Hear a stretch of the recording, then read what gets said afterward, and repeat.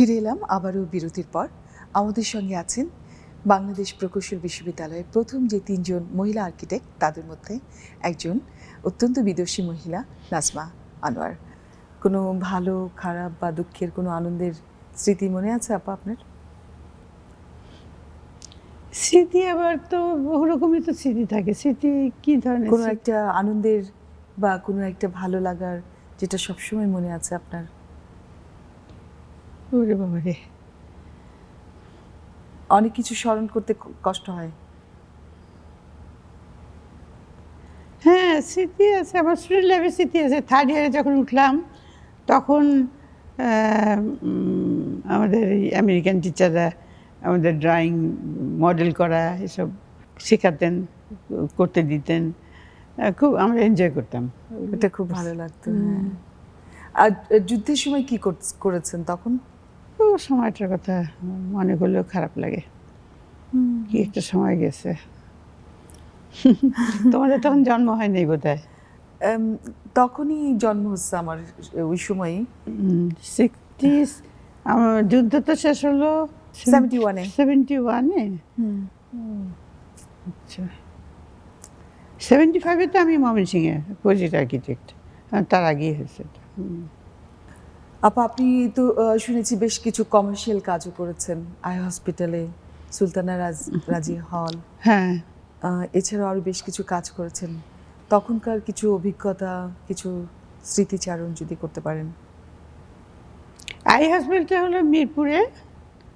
ওটা ওটা করতে গিয়ে আমাকে হসপিটাল সম্বন্ধে বেশ ভালো দেখতে শুনতে হয়েছে যে কী কাজ হয়, কোথায় কি হয় না হয়, সেই সব সম্বন্ধে খোঁজ খবর নিয়ে, মানে আই হসপিটাল হতে হলে ওখানে কি কি দরকার, তো সেগুলি স্টাডি করে তারপরে আমি ওই হসপিটালের ডিজাইনটা করি। তো ওটা তো মনে হয় এখনও আছে, চলতেছে আর কি। আর একটা হলো সুলতানা রাজিয়া হল, ওটা ময়মনসিংহে গেছে ইউনিভার্সিটিতে। ওটাও আমার মনে আছে যে ওরা আমাকে একটা সাইট দিয়েছিল নদীর ধারে। তো আমি দেখলাম যে নদীর ধারে মেয়েদের জন্য বেশি সুবিধা হবে না, রিস্কি হবে, মেয়েরা থাকবে। তো আমি একটা সাইট আমি নিজে পছন্দ করব। তো করিডোরে টিচারদের যে কোয়ার্টারগুলি ছিল ওইখানে একটা সাইট ছিল। আমি যে এখানে মেয়েরা খুব সেফ থাকবে, টিচারদের মধ্যে থাকবে। আচ্ছা, হ্যাঁ। তো ওইখানে আমি ওই সুলতানা রাজিয়া হলের ডিজাইনটা করছি। বাহ, দারুণ। তারপরে সেই সময় মেয়েদের সুবিধার জন্য মানে প্রত্যেকটা রুমে 4টা করে মেয়ে, তো ওই ছোট্ট একটা ব্যালকনিতে একটা করে বেসিন দিয়ে দিয়েছিলাম অজু করার জন্য। আমাদের যে নামাজ পড়তে হয় এটা তো নেগলেক্ট করার কিছু নাই। তো একটা মেয়েকে অজু করার জন্য সেই বাথরুমে অত দূর যেতে হবে, হাত পা অজুর তো খালি না, পাও তো ধুতে হয়। তো সেই জন্য আমি চিন্তা ভাবনা করে প্রত্যেকটা 4 বেডেড রুমের পাশে ছোট্ট একটু ব্যালকনি আর একটু ওই নিচে কল পা ধোয়ার জন্য আর কি, অজু করে যে পা ধোয়ে, এসব চিন্তা ভাবনা তখন করছি আর কি সেইভাবে। না, ওই স্মৃতিগুলো আসলে হয়তো আপনি অনেক ভুলেও গেছেন। আমি ভুলে গেছি অনেক। বাট তারপরেও যে একটু এই যে অনেকগুলি কাজের কথা বললেন, এই কাজগুলি আমরা কতজন করতে পারি? এটা একজন মহিলা হয়ে যে এতগুলি কাজ করেছেন, সেটা তো অনেক বড় একটা আমাদের গর্বের বিষয়। এটা আপনি আমাদের জন্য অনেক বড় একটা গর্ব। খুবই ভালো লাগছিল আপনার সাথে কথা বলে, এত কিছু জানতে পারলাম। আপনার যতটুকু স্মৃতিতে আপনাকে সহায় করেছে, তারপরে অনেক অনেক ভালো আছেন আপনি এবং ভালো থাকবেন, সেই জন্য সবসময় শুভকামনা থাকে। আপনি যেন এখনো আরো অনেকদিন কাজ করে যেতে পারেন, আমাদের মাঝে থাকতে পারেন। এবং আমিও চাই যে আমাদের দেশের মেয়েরাও করুক, এই কাজগুলি করুক, তারা ভালো করে। আসলে আর্কিটেক্ট হিসেবে মেয়েরাই কিন্তু ভালো, মেয়েরা অনেক চিন্তা করে। একটা মানে আর্কিটেক্ট ডিজাইন যে করে অফিস বিল্ডিং ছাড়াই, যে রেসিডেন্সিয়ালগুলিতে আমরা কিভাবে থাকি না থাকি, কোনটা আমাদের জন্য আরামদায়ক, কমফোর্টেবল, এগুলি মেয়েরা ভালো বোঝে।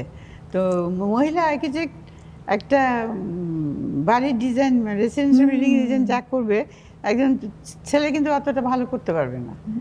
আমি সেটা ফিল করি যে আমাদের অনেক অভ্যাস আছে যেগুলি আমরা আমাদের বাড়িতেই আমরা করি, যে ছেলেরা সেটা বুঝবেও না।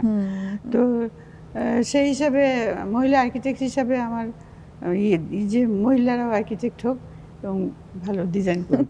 সেই আপনি চাচ্ছেন আমরা সবাই আরো অনেক মহিলা আর্কিটেক্ট এগিয়ে আসুক। হ্যাঁ, ইয়েস। হ্যাঁ, ভালো হোক। আপনাকে অজস্র ধন্যবাদ। এভাবেই ভালো থাকবেন এবং আমাদেরকে আবারও অনুপ্রেরণা দিয়ে যাবেন। আপনার দীর্ঘায়ু কামনা করছি। সবসময় সুন্দর থাকুন এবং আমাদের পাশে থাকুন। আপনাদের সবাইকে ধন্যবাদ। নন্দন টিভি যেন আরও ভালো চলে। আর আমার খুবই ভালো লাগছে যে এই কানাডাতে এরকম বাংলা অনুষ্ঠান, বাংলা টিভি চ্যানেল আপনারা যে চালু করতে পারছেন, রাখছেন, এবং বাংলায় চিন্তাভাবনা কথাবার্তা বলা হয়, যেগুলি এখানেও চলছে।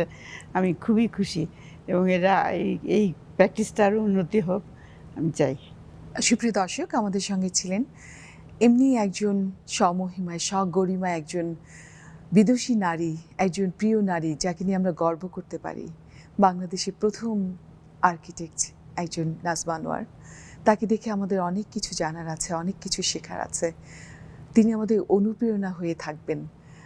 ভীষণ ভালো লাগছিল তার সঙ্গে। আশা করছি আপনারাও ভীষণ করে এনজয় করেছেন আজকের এই সময়টা, মুহূর্তটাকে ধরে রাখবো আমরা সবসময় স্মৃতির পাতায়। খুব শীঘ্রই আবারও দেখা হবে এমনি কোনো প্রিয় মানুষকে নিয়ে, প্রিয় ব্যক্তিত্বকে নিয়ে। সেই পর্যন্ত অবশ্যই ভালো থাকবেন, সুস্থ থাকবেন এবং নন্দন টিভির সঙ্গেই থাকবেন।